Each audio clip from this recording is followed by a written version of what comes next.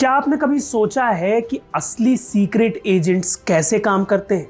उनकी जिंदगी कैसी होती है? क्या वो सच में वैसी ही थ्रिलिंग और एडवेंचरस लाइफ जीते हैं जैसे जेम्स बॉन्ड की फिल्मों में दिखाया जाता है? इन्हीं सारे सवालों के जवाब देने आज हम आपको मिलाने जा रहे हैं एक ऐसे शख्स से जिनकी जिंदगी ने कई स्पाई थ्रिलर मूवीज के प्लॉट्स को इंस्पायर किया। ये कहानी है एक ऐसे इंसान की जो दुश्मन के बीच जाकर उनके राज उगलवा लेता है, जो कभी रिक्शे वाला बनता है, कभी पाकिस्तानी बिजनेसमैन, तो कभी एक आईएसआई एजेंट। लेकिन सवाल यह है कि क्या ये सारी कहानियां सच हैं? क्या उन्होंने वाकई पाकिस्तान में 7 साल अंडरकवर बिताए? क्या वो सचमुच गोल्डन टेम्पल के पास रिक्शा खींचते हुए आतंकवादियों से मिले? और वो जो मिजोरम में एक रेबल आर्मी के कमांडरों को अपने साथ विमान में बिठा कर ले आए थे, how did he manage that? ये कहानी है उस फैंटम की जो सूट पहनता है और अपनी परछाई तक पीछे नहीं छोड़ता। एक ऐसा शख्स जिसके प्लान्स दुश्मनों के हौसले तोड़ देते हैं और जिसकी स्ट्रैटेजीज ने भारत की सुरक्षा को एक नई दिशा दी है। जी हां, हम बात कर रहे हैं अजीत डोभाल की, इंडिया के नेशनल सिक्योरिटी एडवाइजर। आज हम आपको वो सारी कहानियां बताएंगे जो कभी सुनी सुनाई लगती हैं तो कभी कल्पना से भी परे, और आखिर में आपको पता चलेगा कि क्यों अजीत डोभाल को सिर्फ एक अधिकारी नहीं बल्कि एक लेजेंड कहा जाता है। नमस्कार, मैं सृजन गिरदुनिया, आप देख रहे हैं इंडियन मास्टरमाइंड्स। Let's begin. ये कहानी शुरू होती है 20 जनवरी 1945 से, जब उत्तराखंड के पौड़ी गढ़वाल में अजीत डोभाल का जन्म हुआ। एक साधारण गढ़वाली परिवार में जन्मे डोभाल के पिता मेजर जी.एन. डोभाल भारतीय सेना में अधिकारी थे। उनकी परवरिश देशभक्ति और अनुशासन के माहौल में हुई। उन्होंने अपनी स्कूली शिक्षा अजमेर के king George royal Indian military school से पूरी की, जिसे अब अजमेर मिलिट्री स्कूल के नाम से जाना जाता है। इसके बाद आगरा यूनिवर्सिटी से इकोनॉमिक्स में मास्टर्स डिग्री हासिल की। ये वही समय था जब उनके अंदर देश के लिए कुछ बड़ा करने का जुनून आकार लेने लगा। 1968 में Ajit Doval Indian police service या आईपीएस में शामिल हुए। उनकी पहली पोस्टिंग केरल के कोट्टयम जिले में एएसपी के तौर पर हुई। लेकिन ये तो बस शुरुआत थी। बहुत जल्द उन्होंने ऐसी कहानियां गढ़ी जिनकी आज सभी मिसाल देते हैं। 1980 का दशक, मिजोरम में मिजो नेशनल फ्रंट या एमएनएफ एक्सट्रीमिज्म फैला रहा था। एमएनएफ के नेता लाल डेंगा के इरादे इतने मजबूत थे कि मिजोरम में शांति स्थापित करना लगभग नामुमकिन लग रहा था। लेकिन तभी अजीत डोभाल ने मोर्चा संभाला। डोभाल लाल डेंगा से मिलने गए और बहुत ही टैक्टफुल तरीके से उसके 7 में से 6 कमांडरों को अपनी बातों से मना लिया। इतना ही नहीं, वो इन कमांडरों को अपने साथ विमान में दिल्ली ले आए। This was a definitive blow to the MNF, and Lal Denga later admitted he had no other option left but to surrender. इस तरह मिजोरम में शांति बहाल हुई। 1988 में जब खालिस्तानी सेपरेटिज्म पीक पर था, तब गोल्डन टेम्पल में एक बार फिर आतंकवादी घुस आए। यह ऑपरेशन बेहद संवेदनशील था क्योंकि गोल्डन टेम्पल सिर्फ एक इमारत नहीं बल्कि सिख समुदाय की आस्था का केंद्र है। और कुछ साल पहले 1984 में जब इंदिरा गांधी ने आर्मी को स्वर्ण मंदिर में भेजकर ऑपरेशन ब्लू स्टार को मंजूरी दी थी, तब से ही देश का सोशल फैब्रिक डिस्टर्ब्ड था और गवर्नमेंट जाहिर तौर पर सिचुएशन को और बिगाड़ना नहीं चाहती थी। अजीत डोभाल ने इस ऑपरेशन को अंजाम देने के लिए खुद को एक रिक्शे वाले के रूप में डिस्गाइज किया। उन्होंने आतंकवादियों से पाकिस्तानी आईएसआई एजेंट बनकर संपर्क साधा।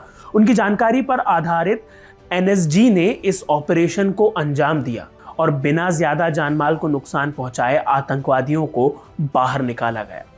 For this heroic feat he was awarded the Kirti Chakra for his services, a first by any Indian police officer. अब बात करते हैं डोभाल की सबसे थ्रिलिंग कहानी की। कहा जाता है उन्होंने पाकिस्तान में डिस्गाइज में 7 साल बिताए। वहां उन्होंने करीब 1 साल किसी साधारण नागरिक के रूप में अंडरकवर काम किया और 6 साल इंडियन हाई कमीशन में एक कॉमर्स सेक्रेटरी बनकर, लेकिन उनका काम था एक स्पाई के तौर पर ऑपरेट करना। पाकिस्तान में रहते हुए उन्होंने उर्दू भाषा में महारत हासिल की और वहाँ के हिस्ट्री, पॉलिटिक्स और कल्चर के सब्जेक्ट स्पेशलिस्ट भी हैं। वो पाकिस्तान की सेना और आईएसआई के अंदर तक इन्फिल्ट्रेशन करने में सफल रहे। उनके लिए यह काम आसान नहीं था क्योंकि हर दिन उनकी जान पर खतरा मंडराता रहता था। पाकिस्तान जैसी हाई रिस्क कंट्री में अपना कवर मेंटेन करना कितना मुश्किल होता है और इसके लिए किस हद तक जाना पड़ता है, ये डोवाल के एक मीडिया इंटरव्यू में बताए गए वाकये से साफ हो जाता है। मैं एक बार मस्जिद से वापस लौट रहा था, तब कोने में बैठे एक व्यक्ति ने मुझे रोका और पूछा, क्या तुम हिंदू हो? मैंने जवाब दिया, नहीं। वह व्यक्ति फिर भी मेरे चेहरे पर ध्यान से नजर डालने लगा। उसने कहा, तुम झूठ बोल रहे हो, तुम्हारे कान छिदे हुए हैं। दरअसल मेरे गांव में बचपन में कान छिदवाने की परंपरा है। मैंने उसे यही बताया, ये बचपन में हुआ था, ये सिर्फ परंपरा है। उसने मेरी बात सुनी। उसने बताया कि वो भी हिंदू था, लेकिन अब उसने अपना धर्म परिवर्तन कर लिया है। फिर गंभीर स्वर में कहा, यहाँ इस तरह घूमना तुम्हारे लिए सुरक्षित नहीं है, तुम्हें प्लास्टिक सर्जरी करानी चाहिए। उसकी बात से मुझे स्थिति की गंभीरता का एहसास हुआ और आखिरकार मुझे प्लास्टिक सर्जरी करवानी पड़ी।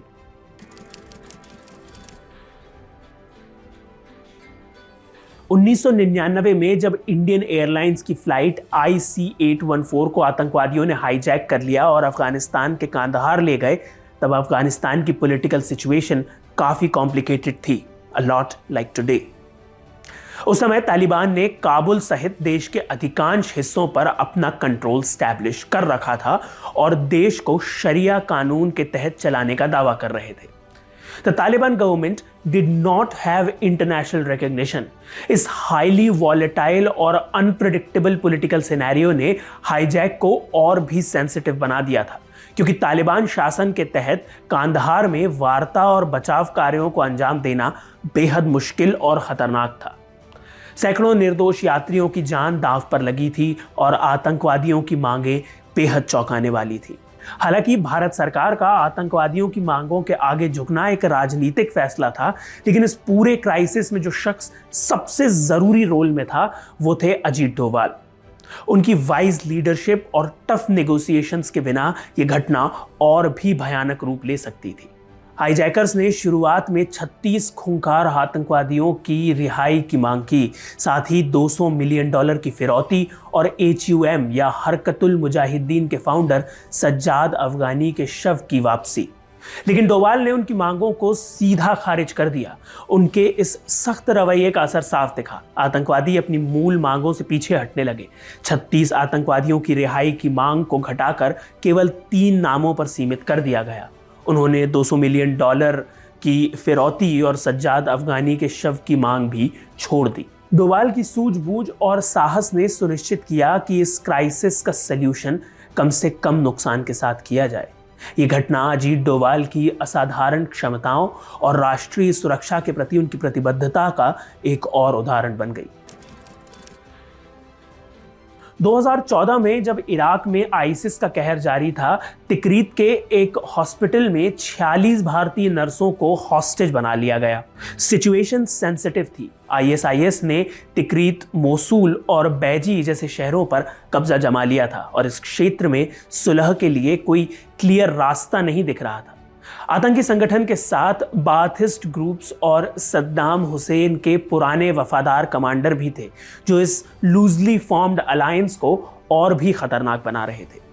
ऐसे कॉम्प्लेक्स और सेंसिटिव सर्कमस्टांसेस में भारत सरकार ने एक बड़े क्राइसिस मैनेजमेंट मिशन की शुरुआत की। प्रधानमंत्री नरेंद्र मोदी ने NSA अजीत डोभाल को इस मिशन की कमान सौंपी। उनके साथ external affairs minister Sushma Swaraj और इंटेलिजेंस ब्यूरो के डायरेक्टर आसिफ इब्राहिम जैसे टॉप लीडर्स भी जुड़े। एक हाई लेवल मीटिंग में यह तय किया गया कि जरूरत पड़ी तो इराक से सभी भारतीयों को निकालने की योजना बनाई जाएगी। 25 जून को अजीत डोभाल ने इराक के लिए एक टॉप सीक्रेट मिशन शुरू किया। उनका ऑब्जेक्टिव था सिचुएशन को क्लोजली मॉनिटर करना और इराकी सरकार में ऊंचे पदों पर बैठे लोगों से संपर्क करना। वहीं आसिफ इब्राहिम को सऊदी अरब और रियाद भेजा गया ताकि इस पूरे ऑपरेशन के लिए एक डिप्लोमेटिक बैकअप तैयार किया जा सके। रेस्क्यू ऑप्स के पहले 15 दिनों तक करीब 25 हाई लेवल मीटिंग्स हुई। इन बैठकों में अजीत डोभाल, सुषमा स्वराज, अनिल वाधवा, मृदुल कुमार और अन्य खुफिया एजेंसियों के अधिकारी शामिल थे। इन बैठकों का मुख्य उद्देश्य आईएसआईएस के साथ किसी भी प्रकार से संपर्क स्थापित करना और एक सिक्योर इवैक्यूएशन प्लान तैयार करना था। तिक्रीत और मोसूल में नर्सों और अन्य भारतीयों की स्थिति बेहद गंभीर थी। आईसिस के इरादे साफ नहीं थे और कोई स्पष्ट संवाद स्थापित करना लगभग नामुमकिन लग रहा था। लेकिन अजीत डोभाल ने अपने कॉन्टैक्ट्स और स्ट्रेटेजिक स्किल्स का यूज करते हुए इराकी सरकार और अधिकारियों से महत्वपूर्ण बातचीत की। आखिरकार डोभाल ने आईसिस के कमांडरों को यह समझाने में सफलता पाई कि नर्सों को सुरक्षित छोड़ देना उनके हित में है। नर्सों को इरबिल शहर तक सुरक्षित पहुंचाने की योजना बनाई गई। यह पूरा ऑपरेशन चुपचाप और सटीक तरीके से अंजाम दिया गया। बॉलीवुड फिल्म टाइगर जिंदा है में सलमान खान का कैरेक्टर अजीत डोभाल से इंस्पायर्ड था, लेकिन असल जिंदगी में अजीत डोभाल ने इस खतरनाक मिशन को अंजाम देकर अपनी क्षमता और साहस का परिचय दिया।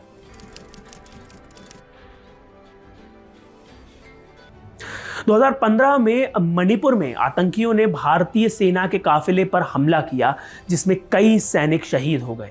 देश गुस्से और शोक में डूबा था। आतंकियों को कड़ा संदेश देने के लिए अजीत डोभाल ने तत्कालीन सेना प्रमुख जनरल दलबीर सिंह सुहाग के साथ मिलकर एक सीक्रेट स्ट्रैटेजी बनाई। म्यांमार सीमा पार कर भारतीय सेना ने आतंकी ठिकानों पर प्रिसाइज सर्जिकल स्ट्राइक की, जिसमें 28 आतंकी ढेर हो गए।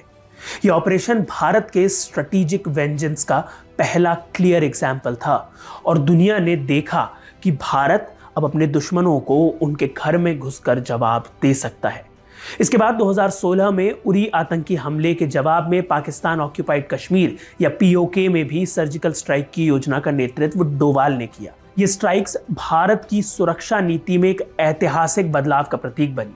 डोभाल की रणनीति स्पष्ट थी, आतंकी हमलों को माफ नहीं किया जाएगा बल्कि मुंहतोड़ जवाब दिया जाएगा।